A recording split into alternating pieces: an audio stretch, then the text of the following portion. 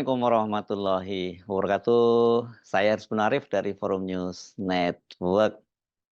Kemarin Koalisi Indonesia Maju Plus ini terdiri dari partai gabungan koalisi 01, 02, dan 03 minus PDIP yang terdiri dari 12 partai itu mendeklarasikan pasangan Ridwan Kamil, politisi Partai Golkar, dan Suswono, ini politisi senior dari Partai Keadilan Sejahtera, sebagai pasangan calon gubernur dan wakil gubernur Jakarta. Sebenarnya ini mereka ditunjuk sebagai gubernur dan wakil gubernur Jakarta ya. Kenapa kita bisa sebut seperti itu? Karena dia dipastikan ini akan melawan calon independen, yakni Dharma Pongrekun dan Kun Wardana. Dan saya kira kalau lihat latar belakang keduanya ini, Dharma Pongrekun memang seorang perwira tinggi polisi bintang 3, dan kemudian tapi pasangannya adalah Kun Wardana. Ini relatif tokoh yang tidak cukup dikenal oleh publik gitu ya. Tapi yang perlu kita catat ini jangan kemudian dikait-kaitkan dengan rasisme, tapi ini berkaitan dengan soal voting behavior atau perilaku pemilih, perilaku politik dari pemilih ya, bahwa ya dengan latar belakang seperti itu, apalagi ternyata kemudian Dharma Pongrekun ini dia non-Muslim gitu, karena dia ini seorang Nasrani, rasanya sangat berat ya untuk mengalahkan Ridwan Kamil dan Suswono itu. Beda dengan kalau dengan kotak kosong. Kalau di kotak kosong kemungkinan besar itu ya pendukung Anies dan pendukung PDIP yang bersatu itu dipastikan bisa mengalahkan kotak kosong. Tapi kalau melawan calon independen dan kemudian calonnya itu non-Muslim, kok rasanya sangat berat ya gitu untuk menggiring para pendukung Anies dan juga pendukung PDIP itu berbondong-bondong mengalihkan suaranya ke pasangan Dharma Pongrekun dan Kun Wardana. Kecuali kalau terjadi keajaiban yang luar biasa begitu berubah ya. Jadi yang bisa kita simpulkan yang paling mungkin itu ya ini tingkat partisipasinya akan sangat rendah. Jadi angka golput sangat-sangat tinggi. Ini lebih pada soal dampak basis legitimasi dari pemerintahan dari Ridwan Kamil dan Suswono yang akan sangat rendah karena mayoritas warga Jakarta tidak mendukung mereka, kendati mereka itu terpilih menjadi pasangan gubernur dan wakil gubernur. Sebenarnya dalam situasi semacam ini ya nggak ada salahnya kalau kemudian Wakil Ketua Umum Partai Gelora, Fahri Hamzah, menyatakan bahwa sudahlah aklamasi saja, tidak perlu ada pilkada. Karena nyatanya juga dipastikan ini yang terpilih nanti adalah Ridwan Kamil dan Suswono. Tapi tentu saja Anda, seperti halnya saya juga, pasti penasaran kenapa kok akhirnya diserahkan kepada PKS ya?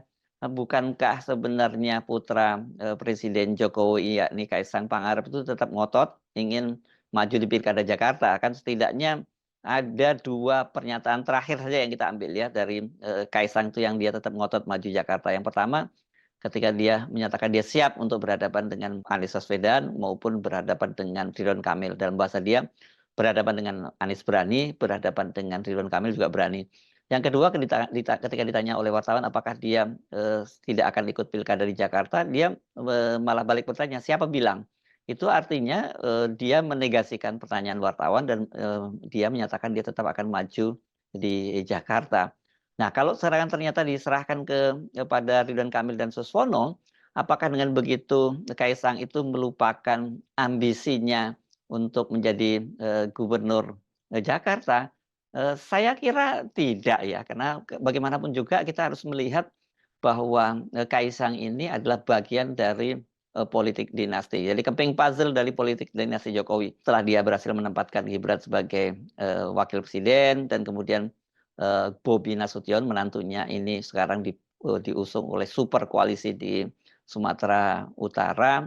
Ya sebenarnya kan PR-nya itu tinggal Kaisang ya. Kaisang mau ditempatkan di mana? Kalau dengan sekarang ini yang ditempatkan di Jakarta Ridwan Kamil dan Suswono, kan berarti tertutup ya peluang Kaisang untuk menjadi gubernur di Jakarta atau wakil gubernur di Jakarta. Mungkin sekarang dia akan dialihkan targetnya ke Jawa Tengah. Tetapi saya tetap hakul yakin bahwa sebenarnya target utama dari Kaisang itu adalah Jakarta. Anda tentu ingat ya, beberapa waktu yang lalu saya membuat semacam prediksi bahwa Kaisang itu akan menjadi gubernur Jakarta dengan skenario Solo plus gitu ya. Nah, apa sih plusnya itu pada waktu itu? Persis kan seperti apa yang terjadi di Jakarta ini. yakni pada waktu itu seperti waktu Gibran maju sebagai calon wali kota Solo tahun 2020, pada waktu itu semua partai politik itu mendukung dan tinggal menyisakan PKS yang punya kursi itu, tapi karena cuma punya 5 kursi, jadi PKS tidak bisa maju. Sementara Demokrat yang tidak bergabung dalam koalisi juga ternyata tidak punya partai di Solo. Maka kemudian dibuatlah ini calon independen begitu, seorang penjahit dan ketua RW yang sebenarnya itu hanya untuk memenuhi syarat saja agar jangan sampai melawan kotak kosong. Begitu ya. Di Jakarta persis sama terjadi juga seperti itu. Ya, karena sekarang ini semua partai diborong jadi di koalisi Indonesia Maju Plus dan hanya menyisakan PDIP yang juga tidak memenuhi syarat untuk mengusung sendiri calon gubernur dan calon wakil gubernur. Jadi dan kemudian ini berhadapan dengan calon independen juga, bukan calon kotak kosong. Nah, karena tadi saya sebut dipastikan akan menang nih Ridwan Kamil dan Suswono. Nah, mengapa kok kemudian setelah mereka susah payah borong semua partai-partai politik dan kemudian juga menciptakan calon independen gitu, karena kemarin kan kita tahu calon independen Dharma Pongrekun dan Kun Wardana ini kan sebelumnya sudah dinyatakan tidak memenuhi syarat pada verifikasi faktual yang pertama begitu, dan kemudian tiba-tiba saja ketika dia mengikuti verifikasi faktual yang kedua itu kan berbondong-bondong banyak sekali dukungan kartu KTP, dukungan terhadap mereka ini, dan kemudian mereka oleh KPU setelah diverifikasi dinyatakan lolos, artinya bisa maju menjadi calon independen untuk pilkada di Jakarta nanti. Dan belakangan kita baru tahu bahwa ternyata banyak sekali KTP warga Jakarta yang dicatut dan pada ngamuk-ngamuk, dan di antara mereka itu yang kartu tanda penduduknya dicatut, yang sangat menarik adalah keluarga Anies Baswedan. Ada 2 orang anak Anies Baswedan dan 1 orang adiknya Anies Baswedan. Jadi siapa yang bermain itu? Apakah itu tangan-tangannya Dharma Pongrekun? Saya kira bukan. Itu pasti ada tangan-tangan kekuasaan yang di belakang itu yang memanfaatkan posisi dari Dharma Pongrekun dan Kun Wardana sebagai calon independen. Jadilah kemudian mereka nanti sebagai kandidat melawan Ridwan Kamil dan Suswono. Dengan effort yang begitu besar memborong partai politik, kemudian mencatut kartu tanda penduduk warga Jakarta, kok diserahkan pada PKS? Apakah dengan begitu Jokowi dan Kaisang itu sudah menutup bab buku ambisi mereka untuk menjadikan Kaisang sebagai gubernur di Jakarta? Saya waktu itu mengingatkan skenario Solo Plus itu adalah plusnya itu Kaisang itu menjadi wakil gubernur dari Ridwan Kamil. Dan nanti di plusnya itu adalah di tengah jalan Ridwan Kamil ditendang ke atas, dia reshuffle kabinet, kemudian masuklah Ridwan Kamil menjadi menteri, dan sebagai wakil gubernur kemudian Kaisang itu menjadi gubernur Jakarta. Kan begitu, konstitusi semacam itu ya. Tapi sekarang ini kan berubah dengan Kaisang tidak masuk menjadi wakil gubernurnya Ridwan Kamil, berarti dari mana jalan masuknya Kaisang ini untuk menjadi gubernur Jakarta? Saya membaca sebuah tulisan yang menarik, ya ini ditulis oleh admin di portal Islam ID ini ya. Ini kalau saya baca-baca sebenarnya ini mirip dengan skenario yang saya bayangkan, tetapi dengan modifikasi. Di mana modifikasinya? Modifikasinya adalah catatan satu bahwa PSI itu adalah salah satu partai pengusung Ridwan Kamil dan Suswono. Mereka punya 8 kursi. Jadi mereka bagian dari partai pengusung itu. Nah, kalau saya baca di portal Islam ini, dia menyebutkan bahwa nanti di tengah jalan setelah mereka dilantik menjadi gubernur dan wakil gubernur, maka Suswono itu, kader PKS itu ditendang ke atas. Bukan Ridwan Kamil duluan ya. Yang ditendang ke atas adalah Suswono. Dia masuk ke kabinetnya Prabowo Gibran. Ya, senang dong dari jadi wakil gubernurnya diganti pos menteri, karena kemungkinan sekarang ini kalau dengan posisi sekarang paling ini nantinya PKS hanya dapat 1 pos menteri. Kalau ditambah Suswono kan ada 2 menteri di kabinet, jelas lebih menguntungkan pos kementerian di kabinet ketimbang menjadi ban serep menjadi seorang wakil gubernur gitu. Nah, disitulah kemudian di antara partai-partai ini kemudian berunding untuk menentukan siapa yang akan menjadi wakil gubernurnya. Peluang dari Kaisang di situ masuk. Dengan partai-partai politik semua sudah di bawah kekuasaannya Jokowi, maka ya Kaisang nanti akan mulus untuk menjadi wakil gubernur menggantikan Suswono. Karena dia kan partai pengusung ya. Apakah PKS menuntut? saya kira PKS pasti tidak akan menuntut karena sudah dapat kompensasi menteri, Suswono dengan jadi menteri. Kalau toh menuntut itu kita bisa bicara soal pengalaman di Jakarta ya pada waktu ketika Anies Baswedan dan Sandiaga Uno itu terpilih menjadi Gubernur DKI Jakarta pada Pilkada 2017. Pada waktu itu yang mengusung adalah Partai Gerindra dan PKS. Ya, Anies itu calon dia bukan kader, tapi Sandiaga Uno adalah kader Partai Gerindra.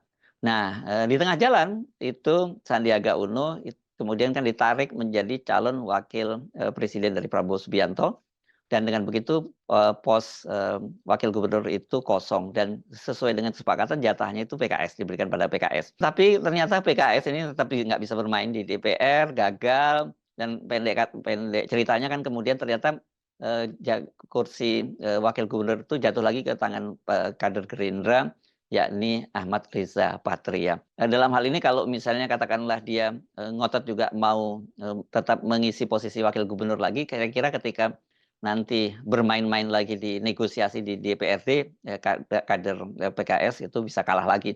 Jadi Kaisang lah yang menjadi wakil gubernurnya. Nah kan baru wakil gubernur.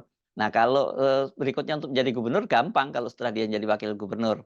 Karena Ridwan Kamil kan ini kader Golkar, itu apalagi nantinya Jokowi yang menjadi ketua umum Partai Golkar, atau Jokowi menjadi ketua Dewan Pembina dengan Bahlil yang menjadi ketua umum Partai Golkar, ini gampang, tinggal mandat dari Partai Golkar itu Ridwan Kamil juga sama dengan Suswono, kemudian dia juga naik pangkat menjadi menteri, dikasih pos yang presisius lah begitu, dan ya otomatis dengan begitu Kaisang itu akan naik menjadi gubernur. Abrakadabra, ya.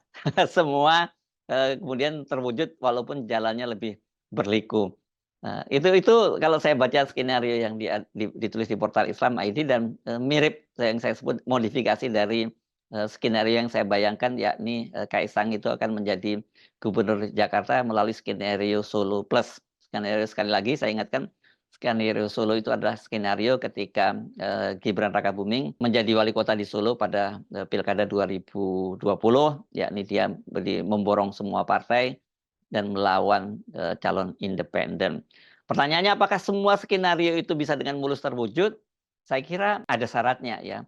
Kalau skenario itu mau terwujud, ini karena tadi ada faktor reshuffle, dan yang menentukan reshuffle-nya itu adalah presiden, dan dalam hal ini ada Presiden Prabowo, maka syarat utamanya adalah bahwa Pak Jokowi itu betul-betul sepenuhnya bisa mengendalikan Partai Golkar, bisa men-take over Partai Golkar, dan kemudian juga dia secara tidak resmi menjadi ketua partai-partai koalisi dari pemerintahnya Prabowo.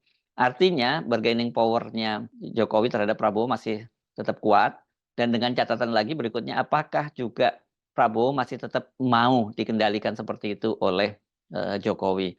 Jadi kalau Prabowo ternyata kemudian berubah sikapnya, tidak lagi seperti sekarang dalam posisinya seperti guru dan murid dengan Jokowi, ya maka skenario yang tadi itu, kalau katakanlah Kaisang ingin menjadi gubernur, ya itu pasti akan ditutup rapat-rapat oleh Prabowo dan Gerindra. Karena bagaimanapun juga kalau Pak Jokowi terlampau kuat dan semua kemudian dinastinya itu ada di mana-mana, ada di wakil presiden, ada di gubernur Jakarta, gubernur Sumatera Utara, ini dalam jangka panjang juga bisa membahayakan Partai Gerindra, dan saya kira Partai Gerindra juga tidak mau tinggal diam ya, karena ini eranya Partai Gerindra yang berkuasa, masa mau kembali lagi ke tangan Pak Jokowi. Katakanlah betul bahwa Prabowo masih tetap mikul dur mendem jeruk terhadap Pak Jokowi yang dianggap sebagai guru politiknya. Tapi kan tetap saja Pak Jokowi kan sudah cukup lah, sudah 2 periode. Sekarang eranya giliran dari Pak Prabowo dan juga Gerindra. Jadi beda dengan skenario semula. Kalau skenario semula itu skenario Solo Plus itu bakal mulus, Kaisang ini menjadi gubernur Jakarta. Tapi kalau sekarang jalannya akan makin berliku. Nah, mari kita tunggu saja, karena dinamika politik itu bisa sangat cepat berubah. Dan saya juga punya keyakinan bahwa segala sesuatu yang berlebihan, apa yang dilakukan oleh keluarganya Jokowi dan keluarga ini kan berlebihan, itu pasti ada batasnya. Kalau dalam sebuah bejana gitu Anda kemudian isi terus-menerus dan berlebihan, itu kan airnya akan meluap juga. Kita tidak tahu bentuk meluapnya air itu, apakah itu berupa kemarahan rakyat yang selama ini menahan dirinya, sudah sangat lama jengkel dengan keluarga dari Jokowi yang terlalu berlebihan, Atau kemarahan itu berasal dari internal Partai Gerindra dan juga pendukung-pendukung lain, partai pendukung lain, karena mereka melihat ya harusnya Pak Jokowi tidak lagi cawe-cawe dalam politik Indonesia. Jadi enough is enough. Saya Arif dari Forum News Network. Sampai jumpa lagi. Wassalamualaikum warahmatullahi wabarakatuh.